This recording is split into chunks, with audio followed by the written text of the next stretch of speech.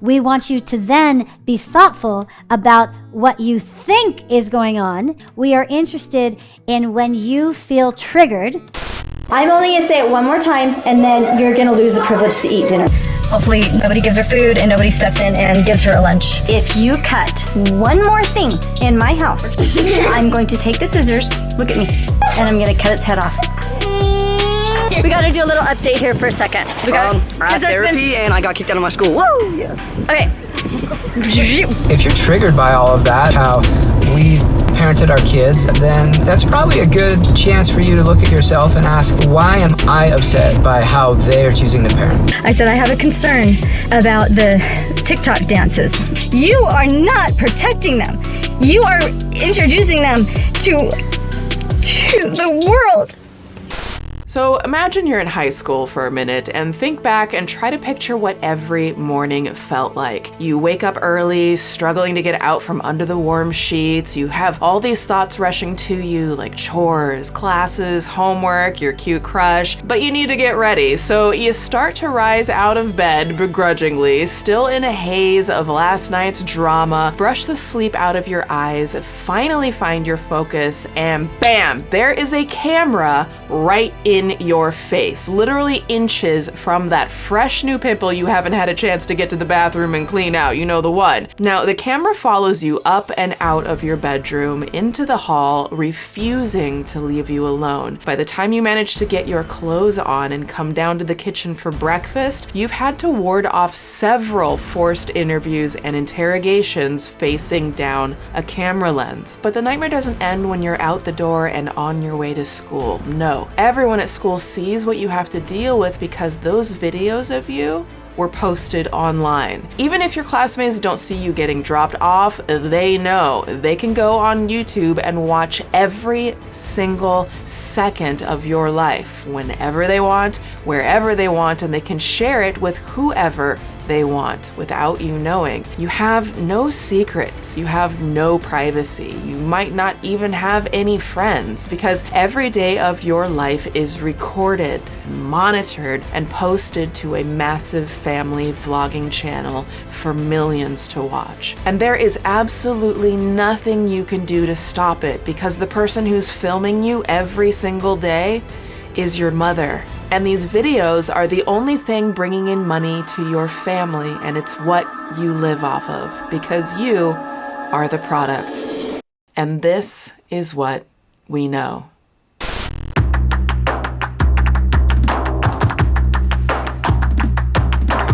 Ah yes, we have finally arrived at 8 Passengers and the Family Vlog Saga, aka my nightmare. Now, what started as a way for families to share their daily lives and create memories together has turned into a multi-billion-dollar industry, with some of the most popular channels amassing millions of subscribers and views. But as this trend grew, so did concerns over the exploitation of children in this content. Now, while there seem to be many families competing for the top spot of most exploitative, worst parenting, astoundingly neglectful, and repugnantly abusive, Ruby and Kevin Franke of the channel 8 Passengers are right there with the worst of them. Allegedly. Yeah, everything I say today is alleged. Form your own opinion, all that good stuff, you know. But like, no joke, this doc is about to get wild, and these folks are going to just piss you right off, allegedly. But first, oh hi there, hello, hello, hi, it's my face again, Swoop, Swoop, Swoop, Swoop, Swoop, Swoop, Swoop, I know some of y'all kill me if I don't do the theme song. So, hello, hello, hi. If you're seeing me for the first time, welcome. My name is Swoop. I make documentaries and short films on unsolved cases, true crime, and social media influencers who abuse their power and manipulate audiences because, as I always say, it's not drama, it's dangerous. We also dig deeper into the root psychology, and sometimes we take it to Petty University, okay, child? We got the full uniform going on today, okay? Because these hoes be trying my patience with the bullshit. If you want to join the Petty University community, welcome, come one, come all, and you can also grab your exclusive Petty University apparel. The shop is linked below as always. Okay, we're gonna dive right in, but real quick, a huge thank you to today's sponsor, ExpressVPN. If you're paying for Netflix, Hulu, Amazon, or other streaming services and you're not using ExpressVPN, you are missing out on so much. Okay, friends, I'm about to let you in on a little secret that might piss you off. So did you know that Netflix and other streaming services are hiding thousands of shows and movies from you based on your location? And then they have the nerve to increase their prices on you? What in the whole grain, gluten-free audacity? But honey, I am here to tell you how to unlock their entire library using ExpressVPN. So basically when you do anything online, all of your activity is tracked through your IP address, which is attached to the country you're in. And streaming services all have restrictions based on your country. But when I turn on ExpressVPN, I can take my IP address and instantly switch it to another country that I choose, allowing me to control which country I want Netflix to think I'm in so that I can instantly unlock tons more movies and shows. ExpressVPN has over 90 countries to choose from, so anytime I run out of stuff to watch, I just switch over to another country and boom, all the new shows. So I've been using ExpressVPN for almost 2 years now. It is a game changer. Like right now I've been watching Better Call Saul and it always comes out sooner in the UK than it does in the US. But with just one tap of a button, ExpressVPN lets me change my location to the UK where I can watch it. Honestly, y'all, watching Netflix without ExpressVPN is like going to Starbucks, but you're only allowed to order hot chocolate, okay? Why would I limit myself? Give me the coffee. I want the whole menu. And here is the best part. It's not just for Netflix. You can use ExpressVPN to unlock shows on so many other streaming services. It works on your phone, laptop, tablet, even your smart TV, so you can watch on the big screen with zero buffering. I literally have it on all of my devices. And of course, it also protects all of my private information and keeps everything secure too. So that's definitely a bonus. So be like me and stop paying full price for streaming services and only getting access to a fraction of their content. Go to expressvpn.com/swoop and get an extra 3 months for free and treat yourself to tons new movies and shows because you deserve it, honey. Okay, back to the doc. And once again, I just want to, as always, thank you for being here week after week, for spending your precious time with me. It really does mean so much to me, and for checking out the sponsors, which is a great way to help support the channel and also get something awesome for yourselves. I only partner with brands that I believe will bring a lot of value to your lives. Also, and I promise we're going to jump in like 2 seconds, but real quick, can we talk Instagram? Okay, so I have had this long time goal of hitting 100,000 followers on Instagram so I can finally feel like a real creator, okay? Because they be making you feel some type of way in these streets if you're not at 100K. I've been doing this a long time, but I rarely share my Instagram up front. So if you would like to help me, help us grow this amazing petty community and help me reach 100,000 followers, it would honestly mean so much to me. That's actually where I post most often. I go over cases, I get personal, I do a lot of Q&As, we do a lot of polls, you guys vote on topics, and I respond to a lot of your personal messages there. And like literally if everyone watching this doc went and connected with me on Instagram, we would hit this goal in like a day. So my Instagram is linked below. It's at Spanky Valentine. Thank you all. Thank you. And now let's dig into the disaster that is 8 passengers. No amount of money. And I'm telling you, I was making millions. And I left it. So it all began on January 7th, 2015 with Ruby Franke. And yes, it is Frankie. I hear a lot of people call them Frank, but Ruby says Frankie, so we're gonna go with Frankie. But Ruby Franke was cutting into a fondant covered cake, which would reveal the gender of their 6th child to the rest of the family. It's a girl. And while the 3 daughters are screaming with joy for a 4th, Chad, the eldest son, is visibly upset. Bless his heart. As posts on the channel became more routine, views on the channel began to pick up, going from views in the hundreds to views in the thousands and hundreds of thousands. And today, the channel sits at 2.29 million subscribers, and most of their videos garner over 300,000 views. So most of the videos are with Ruby and her children as the primary subject. And so the fame, the attention, the benefits, and sponsorship offers, they all came rolling in, and Ruby most of all began to just really love it, okay? A bit never met a sponsorship or a view she didn't like, you know what I mean? You need to just accept the fact that your YouTube channel is big. When you get to be over 1 million subscribers, it attracts attention of a lot of people and a lot of people who want to work with you. And if I allowed myself, I could really just turn myself into a completely different person than who I am. And I just, at the end of the day, I want to be a mom who walks down the sidewalk to pick up her daughter from preschool. So she quickly went from a mom who just wanted to walk to pick her kids up from school to No amount of money. And I'm telling you, I was making millions. And I left it.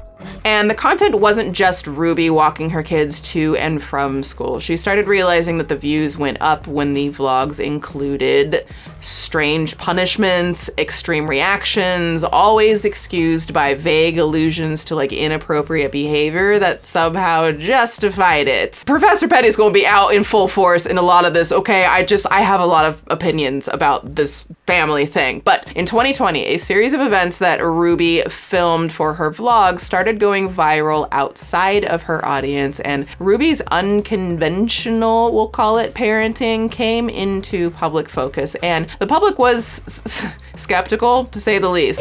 You have a football game to go to. You ignore the crying in the background.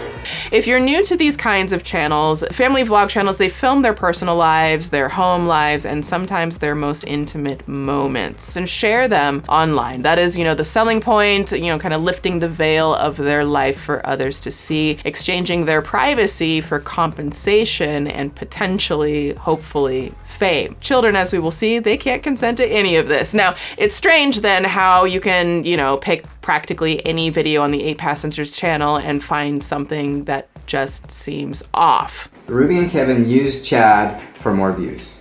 That is very true. I'm not even part of this thing. What is this? I'm talking instances of Ruby invading her children's privacy. Asking all summer if she can shave her legs and armpits, and I never said that. Ruby putting the vlog before her kids. What? I hate it when I'm talking and vlogging and the kids come up and they're like, I want to talk to you. Scolding them for behavior she exhibits herself, holding them to disproportionate standards for their age. Anything from here on out is disrespect and you will be excused and go straight to your room. Or how about, discussing their grades or exposing their private lives. Oh, and Ruby likes to film herself driving her children around a lot, all the time. That's, great content, but also, can you not film while you are driving with a car full of kids? I'm just saying. Now, Ruby seems to structure her entire parenting style around using the vlog to trap her children in conversations they sure look like they'd rather have off camera. I mean, sometimes they literally say that. Often she's asked by her children to stop filming, and when she does get them on camera, it's clear that they're uncomfortable sharing how they feel with hundreds of thousands of people, no matter how Ruby tries to cut around it. I'm gonna get down on your level. I've noticed that you've been hiding from me, and you are feeling a lot of embarrassment and shame. I don't know. You tell me what you're feeling. Remember at the very beginning of this doc, that little story, imagine you're waking up for school and there's a camera shoved in your face. That was the lives of these children, since literally some of them were born, literally, boop, out the womb. Okay, welcome to the world, camera. And that's all they've known. Julie has asked that we not show her face. Do you want to tell us what happened? I think I may have already explained it. Her face looks very sore. After the backlash in 2020, which we will get to, don't worry, but the channel took a downturn, losing views and subscribers and leading sponsors to pull their support. And posts became kind of erratic, and eventually the channel stopped uploading in January of 2022. So just a little over a year ago. And for a lot of people, that might be where the story ends. However, despite the end of her successful channel, Ruby's still active on YouTube, posting almost daily, and she's helping run a whole different kind of business of the culty variety. It's a little cultish. It's basically a cult. Allegedly. We'll get to that. She's going to need to be hungry. And hopefully nobody gives her food and nobody steps in and gives her a lunch. because then she's not going to learn from the natural outcome. So 8 Passengers was active for 7 years, and maybe, you know, it's a small amount of time in comparison to some others in their genre, but, you know, I feel like you could practically pick like any video on their channel and experience just a whole roller ass coast of roller ass coast. That is a weird, I don't know what that means, but we riding it, okay? But everyone buckle in, we're on the roller ass coast right now of emotions. But basically there's just a lot of cringing at Ruby's obvious vanity and laughing when her kids call her out and feeling shocked at how Ruby treats them on a daily basis. Now, Ruby may model the videos as, you know, this wholesome hangouts with her kids, but some viewers started to notice some disturbing patterns in Ruby's parenting philosophy, and they're patterns that led to accusations of neglect, exploitation, and even abuse. On another note, what do you think? Too much? It was not my idea. It was the kids. Sure it was, Ruby. Sure. Ruby's narration to the audience, an overly confident, pick-me girl, now mother of 6 with an insatiable hunger for fame. Like, this is kind of the driving force, as you'll see, for Ruby to post. And the more she exposed her kids, the more uncomfortable they were being the subject of this kind of like Truman Show-esque life experience that they didn't sign up for and consent to. Ruby is posting videos of her kids for the whole of the internet to see, with little regard for who might be out there watching. We've talked about this before with other family vlog channels. There are literally living, breathing predators who eat this content up, and that terrifies the shit out of me. I don't know why that doesn't freak more parents out. So this all becomes all the more troubling when you scroll through the 8 Passengers channel and see video thumbnails promoting that they, you know, feature footage of children shaving. Professor Petty is trying to come out right now. When I saw shaving, who the f is watching that kind of content, Ruby Franke, Miss Franke? In fact, this is a huge problem with many family vlogging channels. Like, you'll see when a viewer watches a family vlogging video, guess what? YouTube then starts recommending videos with younger children to that viewer. And while family-friendly content is an advertiser's, favorite place to spend their money, it's this landscape that caused the YouTube adpocalypse when advertisers had quickly pulled their ads out from almost all of YouTube. This is also, by the way, why YouTube has removed comments from nearly all family channels. There's a little feature you click when you're uploading, made for kids, not made for kids. Family vlog channels are supposed to check, yeah, made for kids, and then comments are automatically supposed to be turned off. So just so y'all know, if you see content that is very obviously geared for kids and you see comments, that's because they're trying to duck and dodge around the regulations and the things. So yeah. One of the things that Ruby comes under a lot of fire for is how she uses the vlog to trap her children and force them to engage with her. Sort of like she's playing up her parenting for the camera. He is in a lot of shame. Oh, there you are. I was just talking about you. Do you want to come sit with me and talk? Now, Ruby makes everything content. All the typical adolescent stuff that probably does not belong on the internet. Now, to Ruby, it's all fair game. Even when her children show surprise or discomfort that they're being filmed during a particularly vulnerable moment, even when they ask her to stop or to put the camera down, Ruby won't do it, okay? That just never met a record button she didn't like either, because I hit the little button and it makes a little red flashy light and that gives me views and money! And I just want the money! Allegedly. Sorry, my voice went up so high there. But Ruby just kind of laughs it off like it's all nothing. Her kids are literally, don't film me right now. And she's like, what were you saying? Can we get that? Do we want to get that in vertical or horizontal? Which platform should we put this on? Can you not film it? So I just You just got rejected.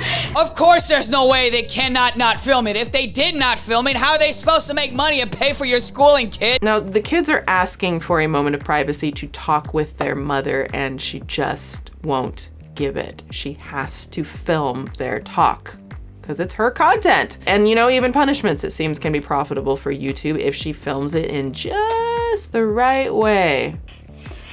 If you cut one more thing in my house, I'm going to take the scissors, look at me, and I'm going to cut its head off. Grandma will be so mad. Ruby, come, bring it in, Ruby, bring it in, go a little closer, Ruby, a little closer. Ruby, what the fuck? Seriously, I just like, what in the whole grain, gluten-free, sugar-free, Michael B. Jordan spread evenly on buttery biscuits. I'm sorry, Pete Davidson, but we're going Michael B. Jordan on this one. What the fuck, Ruby?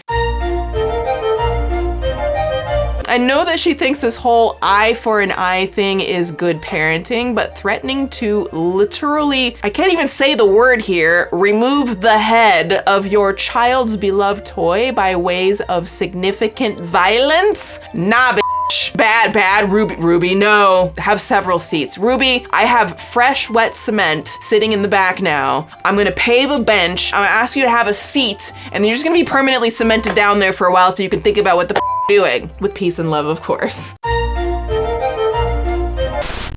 Like, if I were to try to equate this to the way an adult might experience a similar type of terror, we will use the Petty University grad cap. Let's pretend this is a toy. Children hold their toys as their best friends and their playmates. They're hanging out with the thing that is always with them. It is their sense of comfort. Like, think about the toys that you grew up with, right? We all have like a favorite, you know, I don't know, a stuffed animal or a doll or whatever it is. My toy that I brought to show and tell was a plastic, vicious Tyrannosaurus Rex dinosaur. I remember I brought this into class for show and tell, and I got made fun of so much. Oh my gosh, that still sticks with me. I used to pop the heads off of all of my dolls and then stick them in the toilet and try to flush them down. I didn't like dolls, okay? I didn't like them.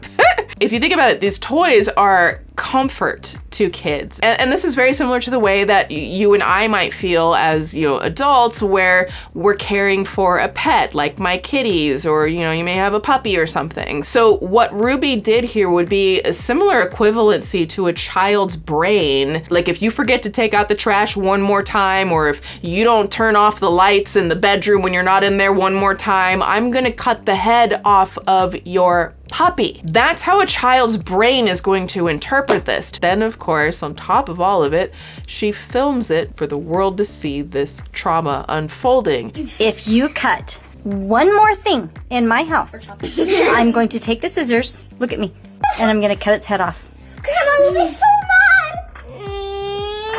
Like, she is making a conscious decision to record it. She knew she was gonna do it. Let me get my camera, let me hold the camera, and let me then make the motions and make the threat. And then let me edit it and let me put it online and leave it there. That is a whole lot of process going on in order to make that threat to a child. This is a parent actively, in my opinion, distressing their child and then filming it for profit. Ruby will film basically anything, including standing in line for fast food chicken. Okay, this is us waiting in line to eat at Chick-fil-A because we're supporting marriage between man and woman. And here's the end of the line. That's right. Purchase chicken from a billion-dollar corporation who donates to anti-LGBTQIA+ organizations to support marriage between a man and a woman, which is just so funny because marriage between a man and a woman is not threatened. You can still get, you a man and you a woman, guess what? Y'all can still get married and then like do the ball and chain and up and 50% of y'all get divorced. You have that luxury to go through that if you so choose. You know what happened to the whole judge not lest you be judged thing? It's funny how it's just picking and choosing with some people when it honestly has nothing to do with affecting their own lives. But anyways, I'm going on tangents. Now, the clip goes on and Ruby is excited to say, Other people who don't have time to wait have just been going and giving money to them and just saying, here's some money, we support Chick-fil-A. I'm sorry, but giving money to a like billion-dollar corporation, if you had so much hate in your heart that you wanted to donate money against marriage equality, why are you giving that money to a chicken man. Somebody make it make sense. And then you're not even getting any chicken, bitch. I don't know. I'm sorry. I don't know. I'm still at Petty University right now, okay? This is just foolish hatred to me, and I'm just not here for it. I'm just kind of like, you have the right. People have the right to have their opinions, but why not, instead of giving that money to $1 billion chicken man, what if you just give it to like your local church then? Someone experiencing homelessness, someone who could use it, who needs it. And everyone is so happy. No one's upset. It's just kind of fun. Oh, it's just kind of fun. Wow.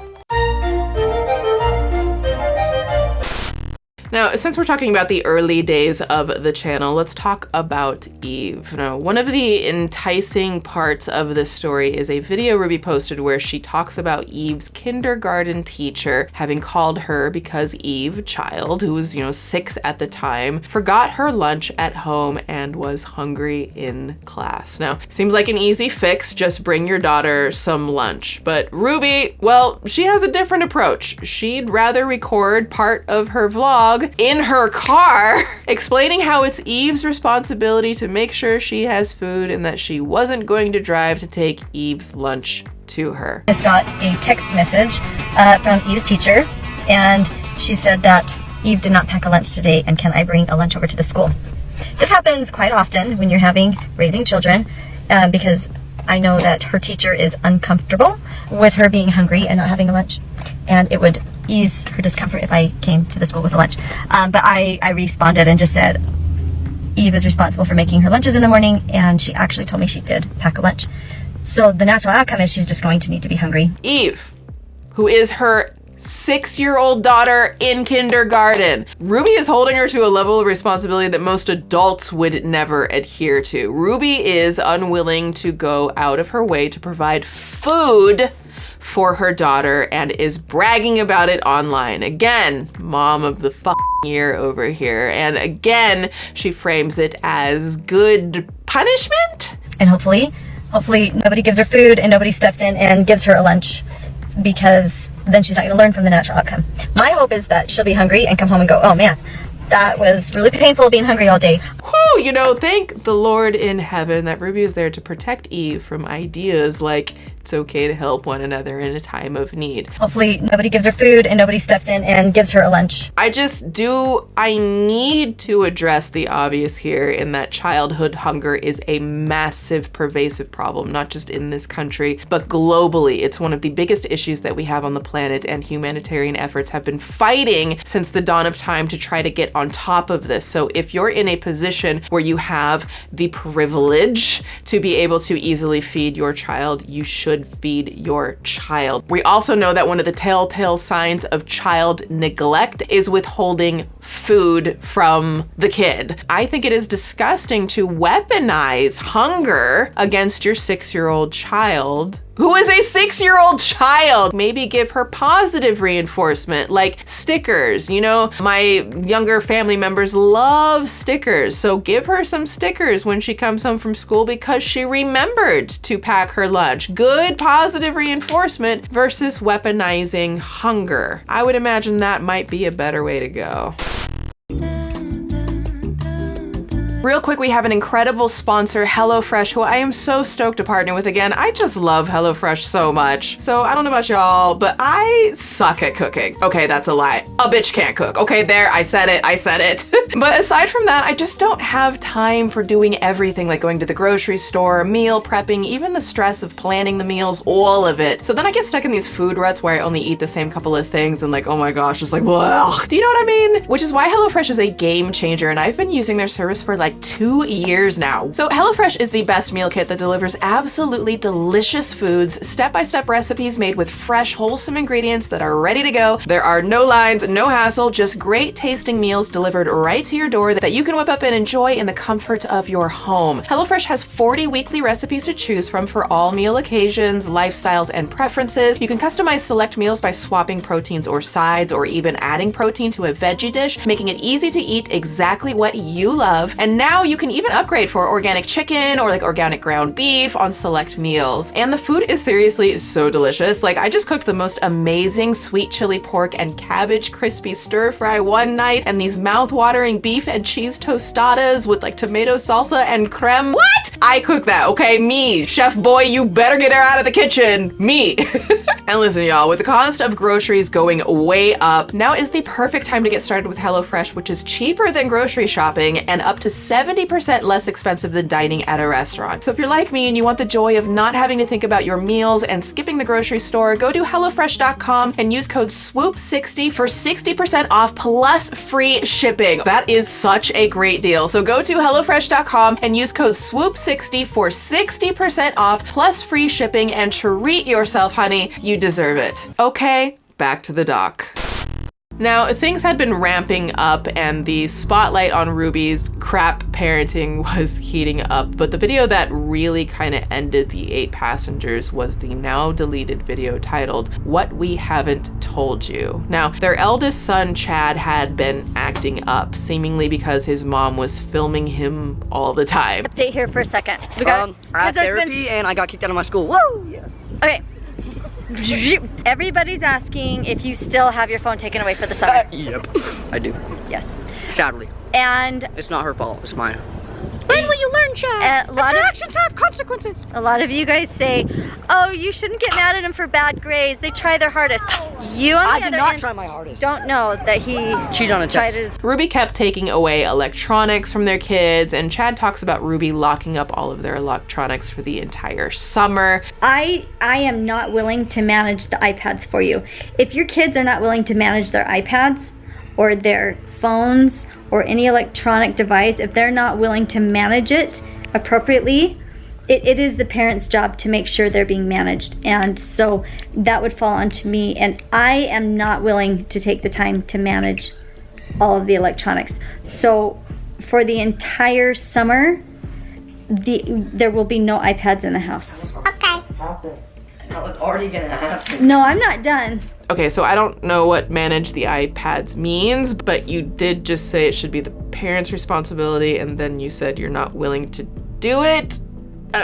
Make it make sense, okay? Every day I would wake up around 5 a.m. and I would go and do my daily thinking in front of that safe full of all my electronics, like the Xbox and the iPads and all the iPods and the laptops and TV remotes. You even locked up the TV remotes because you locked them up for the entire summer. So she punished the kids by taking away their electronics because she wasn't willing to do the thing that she said a parent should be responsible for. And she simply wasn't willing to be responsible for it, so she punishes them. Ruby is attempting to explain how none of her children get the things she's taken from them back until she sees their behavior improve consistently. And when Chad points out that those goalposts often change and move, Ruby challenges him, asking when she's ever given something back before a period of 6 months, and that's when he lets something slip. And so we don't just turn around and give it back as soon as they start acting good. Has to be consistent. It has to be consistent over a minimum of 6 months, and that's showing up consistent in every aspect of their life. That's a new rule. That's a new rule. Oh, wait, just A minimum of 6 months. have I ever given something back less than 6 months? I found my phone No. for like a day. My bedroom was taken away for 7 months and then you give it back like a couple weeks ago. I don't think our viewers know that. You've been sleeping on a beanbag. I've been sleeping on a beanbag since October. And they gave my room back like 2 weeks ago. Excuse me, did I hear that right? Your oldest son hasn't had a bedroom in your house with a bed for 7 months? I don't think our viewers know that. You've been sleeping on a beanbag. I've been sleeping on a beanbag since October. And they gave my room back like 2 weeks ago. And he's been sleeping on a beanbag? Hello? Okay, the absolute lack of forethought into what this could potentially do to a developing brain and body is just dangerous. Who thinks Chad may have issues with security and privacy in the future? Show of hands. Oh, right, Stephanie, you think, yeah, Cassandra, yeah, I see your hand, Cassandra. Okay, yeah, Veronica, I see you with, okay, Veronica, we on the same page? Chad showed that he was not able to manage himself sharing a bedroom with Russell. So when we moved, the bigger room in the basement was automatically his, and I didn't have a room, but we like put one on hold for me. So a lot of you are like, hey, that's not fair because Chad got the lesser bedroom and Russell got the bigger bedroom. Russell got the big bedroom and Chad got the smaller bedroom. And Russell's bigger bedroom also had a bathroom. But what you guys didn't know was Chad didn't get any room. He didn't get anything. He was sleeping on the floor in the family room. Now, on top of all of this and the fact that she's broadcasting this to the countless millions of people, beyond even the obvious implications of what this could do mentally, psychologically, emotionally, and how this is going to affect him for the rest of his life, because this probably will invoke that trauma response in him, whether she wants to acknowledge that or not, because that is what happens with young, impressionable child brains. But we also need to think about just the basics of what this could be doing to his physical development. You know, as someone who is dealing with a lot of physical pain issues myself, a child not having a proper bed when you have the luxury and the privilege and the honor of having a bed to sleep on in this wealthy household that you are living in, not having something proper to sleep on can seriously screw up your physical development, whether you're still growing or whether you're a grown-ass adult, okay? It could cause all kinds of issues that no one even knows about in the body in the immediate instance of this. And another thing that could be a factor here is him looking at his family members who are all sleeping on their comfortable beds for their health and their benefit, while they're also making mistakes or doing things that are not, you know, acting in the realm of perfection the way that Ruby seems to be demanding, or at least demanding publicly for these vlogs. But she could very easily be adding another layer of resentment in him when he's looking at, well, the rest of the family makes all kinds of mistakes and they get to sleep in bed at night. And it also could generate confusion. Again, he is still a child, his brain is not fully developed, and he's going to wonder why everyone else gets to make mistakes and still sleep okay at night. Ruby and Kevin say that Chad having a bedroom is a privilege, but not allowing him a bed, him sleeping on the floor or a beanbag, do you think he's getting enough sleep? Do you think this could be psychologically damaging to him? Is this neglect? According to the British Medical Journal, or the BMJ, one of the most respected and dependable medicine journals in the world, neglect is defined here as the neglectful failure to supply the needs of the child, including emotional needs. It does not include the deliberate and malicious withholding of needs, which is a form of abuse. In fact, over 17,000 people thought so enough to sign a petition on change.org that Ruby is abusing her children, and Child Protective Services needs to get involved. And they did. Now, they did close the case after interviewing all of the Franke children, so I guess legally 8 passengers was just enough above board to not have criminal charges filed against them or something to happen, but the court of public opinion was much more harsh.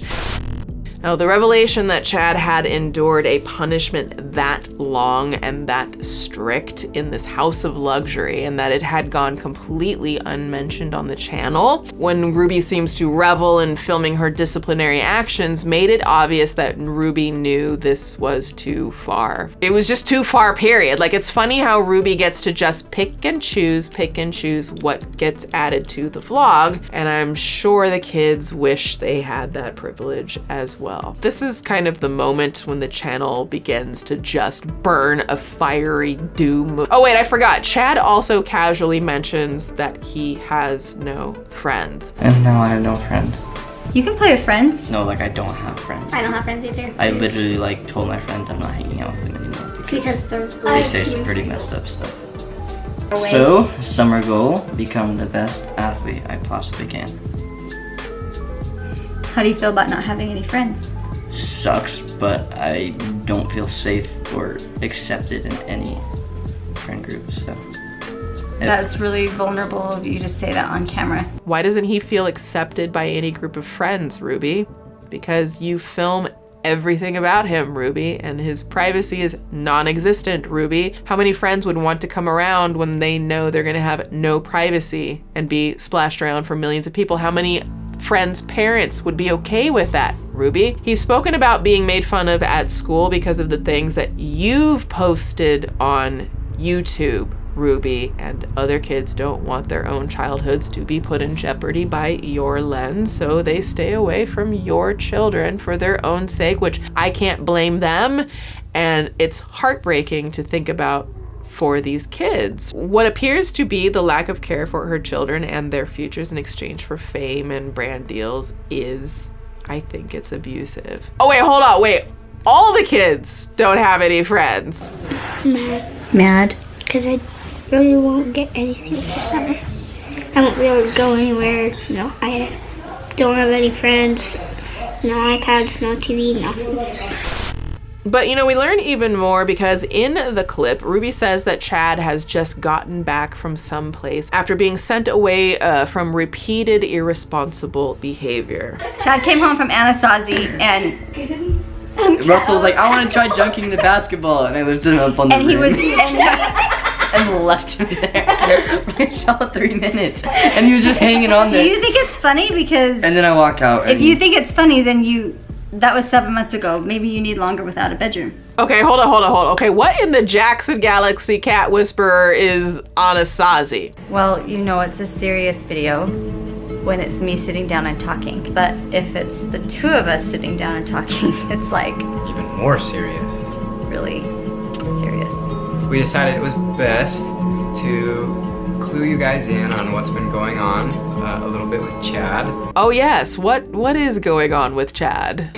Chad today has just entered the Anasazi Foundation Wilderness Therapy Program, where he's going to spend the next 8 to 10 weeks living in the Anasazi Desert. Yeah, the desert mountains of Arizona. And he'll be with counselors and other youth that are trying to figure some things out. So you're probably wondering, what did Chad do? Okay, we're not even going to entertain that stuff. Okay, got it. So you are going to share with your viewers that you're sending Chad to some behavioral correction camp, and you are going to share his whole childhood and teenage years, but you are not going to entertain the idea of sharing what he did to merit sending him off for 8 to 10 weeks. And I wonder, I mean, it's good that she didn't, but also her choosing not to share it tells me it's more about protecting something about her than it is about him, unfortunately. What I lose sleep over is when kids start self-sabotaging their own efforts. Yeah. That's the kind of stuff that really concerns me. Just to stick it to their teachers or to stick it to their parents or family. And the only person they're really hurting is themselves. Yeah, that's the kind of behavior that we're hoping this program can help Chad correct, and so. Oh, the self-sabotaging. Here's an idea. How about you stop filming him? Okay, Ruby? Ruby, no. He can literally never get away from this. Do you think that might be a contributing factor to him acting out? But I don't know that Ruby cares about that, because that would affect the bottom line and the profits, now wouldn't it? Like, if you can't exploit your kids, what do you have left?